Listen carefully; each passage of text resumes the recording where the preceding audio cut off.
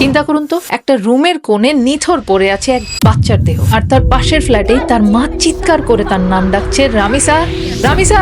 মেয়েটার বয়স ছিল 8 বছর। সে শুধু তার ঘরের দরজার বাইরে গিয়ে দাঁড়িয়েছিল, ব্যাস এতটুকুই এনাফ, আর কোনোদিন ঘরে না ফেরার জন্য। জানেন, কিছুদিন আগে রাস্তায় একটা খুব অদ্ভুত এক্সপেরিমেন্ট হয়। র্যান্ডমলি মেয়েদের থামিয়ে জিজ্ঞেস করা হয় যে আপনি যদি জঙ্গলে আটকে যান আর আপনার সামনে আসে একটা ভাল্লুক আর একজন পুরুষ, তাহলে আপনি কাকে বেছে নেবেন? শুনলে অবাক হবেন, কেউ দ্বিধা না করে সরাসরি বলে উঠেছে ভাল্লুক। এরপর রাস্তায় থাকা পুরুষদের জিজ্ঞেস করা হয়, যদি তোমার মেয়ে বা তোমার ওয়াইফ জঙ্গলে আটকে যায় তাহলে তুমি কাকে বেছে নিবে? প্রত্যেকটা পুরুষ মানুষই চোখ নিচে নামিয়ে জবাব দেয় ভাল্লুক। একটু থামুন তো, একজন বাবা যে নিজেও একজন পুরুষ মানুষ, সে চায় তার মেয়ে একটা হিংস্র জানোয়ারের কাছে থাকুক, তবুও পুরুষ মানুষের কাছে না। এবার আসি রামিসার কথায়। রেপিস্টকে তো খুঁজে পাওয়া গেছে, আর সবার একটাই দাবি ওকে ফাঁসি দাও। কিন্তু ওকে ফাঁসি দেওয়ার পর কোনো এক জায়গায় কোনো এক রামিসা তো দরজার বাইরে যেয়ে দাঁড়াবে, আর যতদিন না পর্যন্ত একজন পুরুষের একটা ছোট্ট শিশুর গায়ে হাত দিতে ভয়ে না কাঁপবে, ততদিন পর্যন্ত এই দেশে মেয়ে হয়ে জন্ম নেওয়া একটা পাপ, একটা শাস্তি। রামিসাও সেদিন ভেবেছিল যে একটু বাইরে যেই ফিরে আসবে, সে ফেরেনি।